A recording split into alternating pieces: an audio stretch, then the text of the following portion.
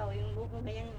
Sige po, bago tayo magsimula, ito po ay ano lang, prayer lang ito na sana pagpalain tayo ng Panginoon. Kasi yung panahon natin ngayon, talagang stress yung panahon natin kasi may mga talagang maiinis yung Hindi ka nagaseryoso, sige, pirahi ka daw. marami talagang mga problema ngayon kaya intindihin natin ganyan yung mga bagay-bagay, pero ito yung panahon na ilapit natin sa Panginoon para mawala yung mga mabago yung ating ah, yung mission natin o kaya yung ating mga plano sa buhay. So bago tayo magsimula, tayo po ay manalangin. Ama namin Diyos, maraming salamat Panginoon sa umagang ito Panginoon Lord. Dalangin po namin Panginoon na basbasan niyo po kami Panginoon Lord. Dalangin po namin Panginoon na protektahan niyo po Panginoon ang pamilyang ito Panginoon Lord. Na maging maayos Panginoon ang pangarap Panginoon o God. Maging ang mga bata Panginoon Lord na ay makapag-aral. Ang mga magulang Panginoon ay maintindihan ang kalagayan ng mga bata Panginoon Lord. At ganoon din ang mga bata Panginoon ay maging mapagmahal sa kanilang mga magulang Panginoon. Ito pong aming samot na langin o Diyos. Sa pangalan ng Panginoon Jesus namin dakilang tagapagligtas. Amen. Ang mensahe ngayon ay isang verse lang yung aking ipapaliwanag. John chapter 3 verse 16. Sabi sa John chapter 3 verse 16, gayon na lamang ang pag-ibig ng Diyos sa sanlibutan. Kaya ibinigay niya ang kanyang bugtong na anak upang ang sinumang sumampalataya sa kanya ay hindi mapahamak kundi magkaroon ng buhay na walang hanggan. So, ibig sabihin po nito, tulad ng pagmamahal ng magulang, pagmamahal ng Diyos. Ang pagmamahal ng Diyos, yung dahil sa kanyang pagmamahal sa atin, sa ating mga makasalanan, tayo kasi makasalanan tayo. Kung hindi ginawa ng Diyos na binigay niya ang kanyang bugtong na anak para iligtas yung mga tao, malamang tayo ay lahat papunta sa dagat-dagatang apoy. So lahat tayo mamamatay, lahat tayo mapupunta sa impyerno. Kaya lang dahil kay Kristo, ang Panginoong Kristo ang tumubos sa atin, kaya tayo ay naligtas. So ang Panginoong Kristo ay nagpapako sa cross, pinako, sinaktan, nagbuwis ng buhay, yung kanyang dugo ay nabuhos para sa atin. So tayo po ay nailigtas. Kaya ngayon sa mga tao na sa mga hindi pa po nakakatanggap ng kaligtasan, ay maaari niyo po akong samahan sa prayer mamaya kung tanggapin mo ang ating Panginoong Hesus. Pasensya lang kung minsan ngayon ko lang ito nagawa kasi ngayon lang din ako nagtapos doon sa Bible School. Actually, yung malayo, nung nandito ako sa lugar na to, hindi ako tumigil sa pag-aaral. Sabi ko nga, ang mga kabataan, kayong mga kabataan, mag-aral kayo. Kasi yun na yung magiging kinabukasan nyo. Kung ano ka ngayon, kapag hindi mo tinapos yung pag-aaral mo, tinigil mo na yung pag-aaral mo, tinigil mo na yung pangarap mo, wala ka ng pag-asa sa buhay mo. Kasi alam nyo, ako, nakita nyo, matanda na ako, may kapansanan pa. Ang palaboy-palaboy din ako eh. Kaya nga nakakarating ako sa iba-ibang lugar. So, kung titignan niyo yung buhay ko, pariwara din talaga ako. Parang katulad din ng isang taong palaboy, nakita kayo ng bata dyan na palaboy-palaboy. Ganon din yung buhay ko. Nakakarating ako sa mga lugar-lugar kung saan ako nakakapunta. Pero nabubuhay ako. Nagugulat nga rin ako bakit ako nabuhay sa ganong sitwasyon. Kasi may Diyos na nag-aalalay. Kapag minsan nagugutom man ako, minsan wala na akong pera, minsan wala akong trabaho, kasi wala talaga akong trabaho ng panahon na yun, may mga taong umaalalay sa akin. May mga taong nagbibigay, ito, para sa'yo. Mayroong mga taong tumutulong. Kaya, yun ay mga biyaya ng Diyos. Yung Diyos talaga ang nagbigay na kahit sinong tao pwedeng gamitin para buhayin ka lang. Ngayon, nakalampas ako sa mabigat na pagsubok. Naabot ko yung pagsubok. Pero hindi ako tumigil sa pag-aaral. Kaya sabi ko nga kayo mga kabataan, wag kayong titigil sa pag-aaral. Kahit tumanda na kayo, aral pa rin kayo ng aral. Kasi yun yung magiging buhay nyo. Ngayon, nakapag-aral ako, natapos ko yung pag-aaral ko. Salamat sa Diyos kahit pa paano. Sabi ko nga, sa gitna ng kahirapan ko, wala naman akong, kahit may mga magulang, may mga kapatid ako, hindi naman ganun sila eh. Hindi naman sila sabi na tutulong talaga, hindi naman ganoon eh. Kasi minsan hindi nila alam yung problema ko. So minsan naman ayaw ko rin magsabi sa kanila kasi nga pag nagsabi ako ng problema, ayaw ko naman na masisismis lang, hanggang ganun lang, kwento-kwento lang, ganyan, wala namang magtulong. Ngayon, ang nangyari, tuloy-tuloy ang pag-aaral ko. Hanggang sa natapos ko yung pag-aaral. Ngayon, parang pinagpala ako ng Diyos. Nilagay ako ng Diyos sa isang magandang posisyon. Kaya kayong mga kabataan, huwag kayong titigil sa pag-aaral. Hanggat mayroon kayong lakas, aral lang kayo ng aral. Hanggat mayroon kayong kakayahan, aral pa kayo ng aral kasi yun magdadala sa inyo ng kinabukasan ninyo. Kaya ang topic natin ngayon, gayon na lamang ang pag-ibig ng Diyos sa sanlibutan, kaya ibinigay niya ang kanyang bugtong na anak upang ang sinumang sumampalataya sa kanya ay hindi mapahamak, kundi magkaroon ng buhay na walang hanggan. So ang ating Panginoong Hesus, para sa ating mga Kristiyano, sa mga maaaring hindi niyo nakikilala ang Panginoong Jesucristo, pero ang Panginoong Hesus ang naging daan para tayo ay mailigtas. So ganun din po yung ang Diyos talaga, gumagamit siya ng mga tao, gumagamit siya ng kasangkapan para mailigtas tayo sa kahirapan. Ganun din naman nangyari para tayo mailigtas, nandiyan ang ating Panginoong Hesus. Nailigtas tayo. So ganun din sa buhay natin, pag naghihirap tayo, wala na tayong makain, wala na tayong pag-asa sa buhay, akala natin palaboy na tayo. Ang Diyos gumagamit ng tao, ng ibang tao, para ikaw ay iligtas. So nangyayari sa buhay ko, kaya sabi ko, salamat sa Diyos kasi ako, maraming panahon, maraming pagsubok na dumaan sa akin. Maraming taong ginamit para ako ay mailigtas. So yun, ngayon nagpapasalamat ako sa Diyos kasi ang dami ko nang nakilalang mga ibang bansa, naging mga foreigner, naging mga ibang tao. Marami na ako nakilala at marami ring gustong tumulong. Sabi nga ito, dahil matatapos ko na yung pag-aaral ko sa Bible School, isang pag-aaral din yan, ay nakaplano na ang Diyos na magtayo ng simbahan sa Bukana. So mayroon akong itatayong simbahan doon. At yung sa Aburlan naman, yung lupa doon, aayusin ko na rin tsaka yung sa Nara kasi meron akong lupa doon, nakapiraso lang din na pagtatayuan din ng simbahan. So puro simbahan ang nasa isip ko ngayon kasi nga yun yung inano sa akin ng Panginoon na gumawa ng mga ganon para matulungan yung mga tao. Hindi lang siya, wala man tayong perang maitulong katulad sa akin. Birthday ni Princess, ito yung Princess, yan yung ampon ko ngayon si Princess. Alam naman natin yan na parang anak-anakan ko na yan si Princess. Anak mo talaga. Anak ko na rin talaga. Talagang tinuring ko na rin talaga siyang anak. Pero ngayon dahil wala akong pera, wala man akong maibigay sa kanya na para maging maganda yung kanyang kaarawan. Pero nagsikap akong makapunta rito. Kasi kahit na medyo magas yung pamasahe, medyo mahirap sa akin yung schedule ko. Pero pumunta ako dito kasi nga wala man akong maibigay pero pwede akong mag-share ng salita ng Diyos. Yung mabuting balita. Yun kasi nakakatulong yun. Nakakatulong yung salita ng Diyos para ma-empower tayo, mapalakas yung ating loob, mapalakas yung ating damdamin na kumbaga mayroon palang pag-asa, may pag-asa pala. Si Kuya Ring nga, nangyari nga sa kanya yung panahon na siya ay naghihirap, walang-wala na pala yan. Alam niyo yung buhay ko noon, kung alam ni Jaja yan, alam ng mga nakakilala sa akin. Diyan ako sa yung Peaceport na yan. Lumalas pa kami umigim. Diyan ako, matagal ako diyan. Oo, nakatira ako diyan. Kasi ano nyo, mahilig ako maglakbay sa iba-ibang lugar. Sa Manila, naranasan ko rin yan. Kaya mahirap ang nakikitira pag hindi kayo papakabait. Sa Manila, naranasan ko rin yan. Naghirap ako doon. Pero, nung karanasan ko na yon, bumalik na naman ako dito. Sabi ko, kung lalayo na naman ako, kasi sa dami ng problema ko, mabuti pang dito na lang ako kasi marami akong mga kamag-anak dito, mga kapatid na nagadaan. May mga kamag-anak pa na ako, sabi ko baka maawa rin sa akin, kahit paano may magtulong-tulong din. Pero dinanas ko pa rin yung kahirapan. Sabi ko, Lord, bigyan mo ako ng pagkakataon. Second chance, kasi isang pagkakataon lang. Hindi ko tinigilan yung pag-aaral ko. Kaya kayo mga bata pa, ilang taon na kayo ngayon? Ilang taon ka ngayon?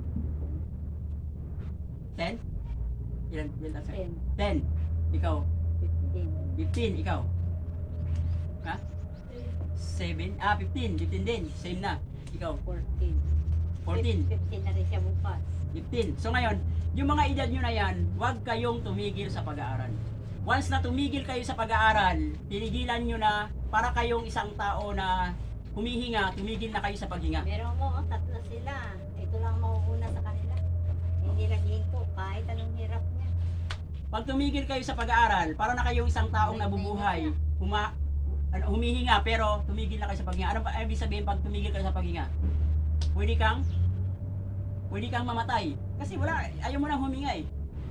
Tumigil ka sa pag-aaral, yan na yung katumbas niyan. Pag wala ka ng pangarap, itigil Oo. mo na maghinga. yan na yung katumbas niyan.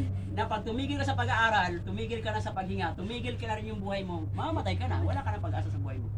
So ako, ginawa ko, hindi ako tumigil sa pag-aaral. Inaral ko lang inaral yan, kahit alam kong walang kasiguraduhan. Totoo lang, sa isang katulad ko na may kapansanan. May kapansanan ako maglakad, kitang-kita nyo naman yan. Pero sumikap si Tito Pag, Renyo. pag sa kalagayan ko na ito, kahit makapagtapos ako ng pag-aaral, pagdating doon sa application, mag-apply ako ng trabaho, matindi ang ang tawag doon yung competition, matindi ang competition. Hindi makakapasok. Oo, kasi hindi ka tanggapin Yung kasi mga may kapansanan. manager, yung mga taong nasa loob, kahit gobyerno man o private government man yan, kahit private pa yan, pipili yan sila ng malakas. Isipin nila, di naman yan hirap nga yan magbuhat di ba? Hirap nga yan magtrabaho.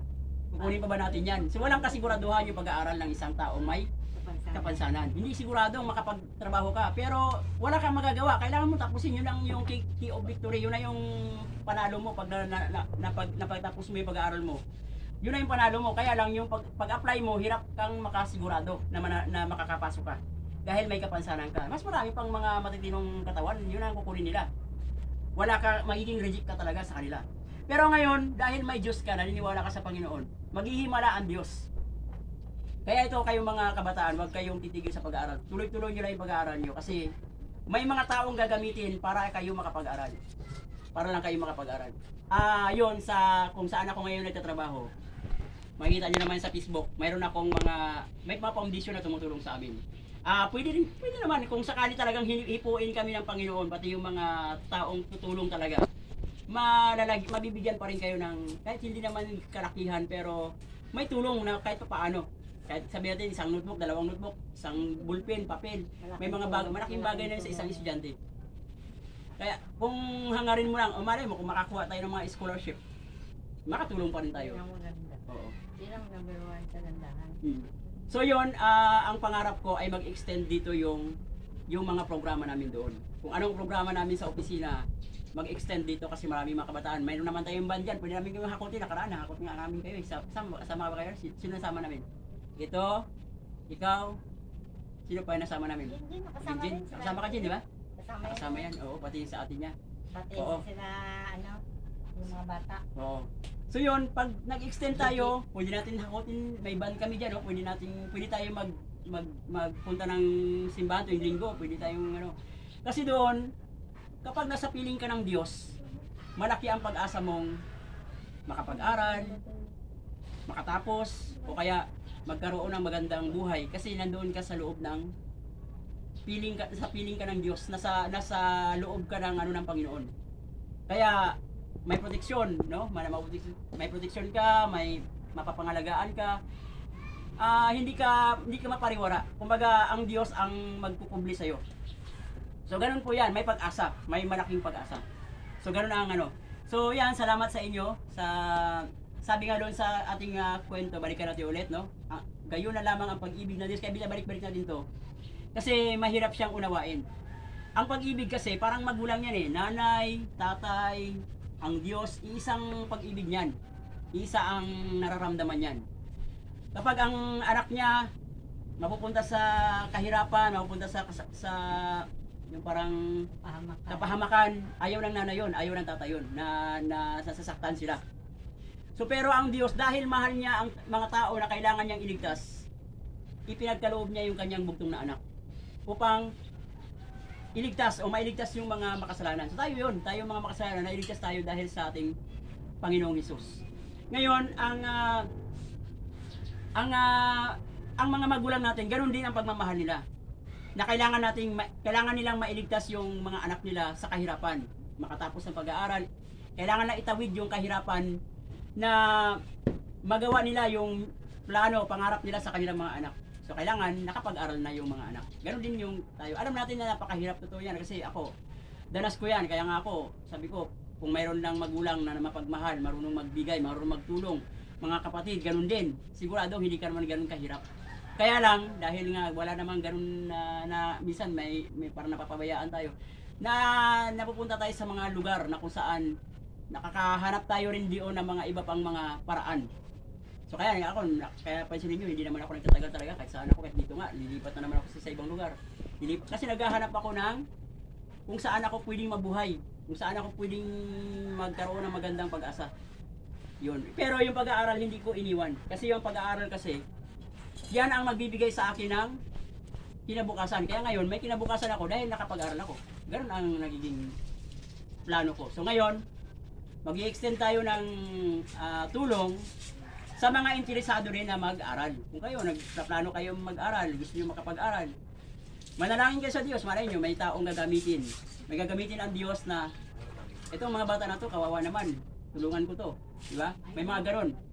May mga ganong sitwasyon. Ang Diyos, gagamit ang Diyos ng ibang tao para kayo ay iligtas sa kahirapang nararanasan ninyo. So, ganun po, ang pag-ibig ng Diyos ay may kaligtasan para sa ating lahat.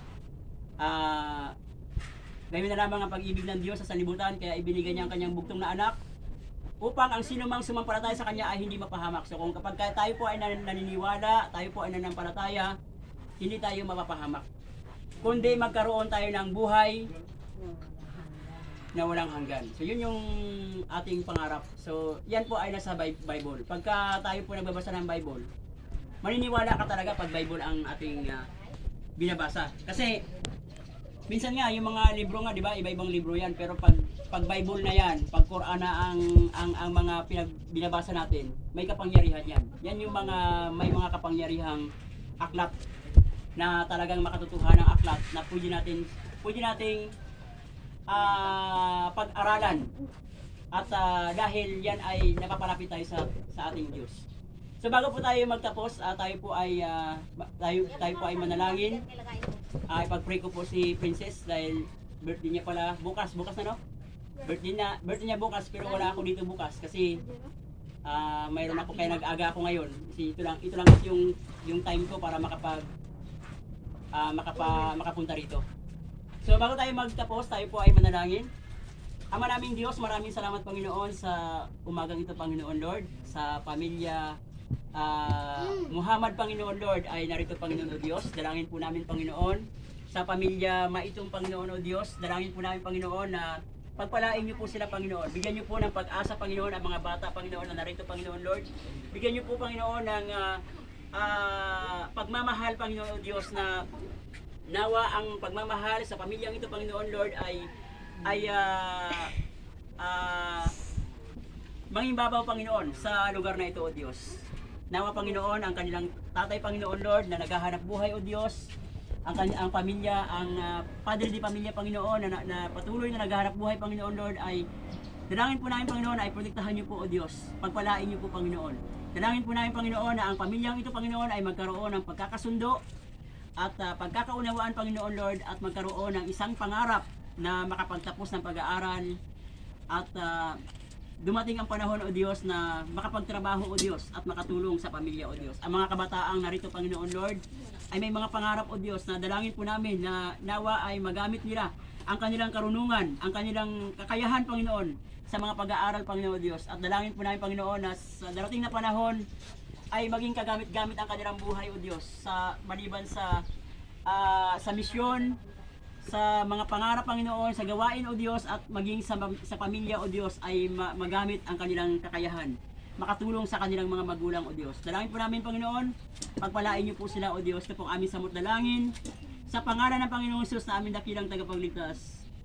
Amen. So yun lang.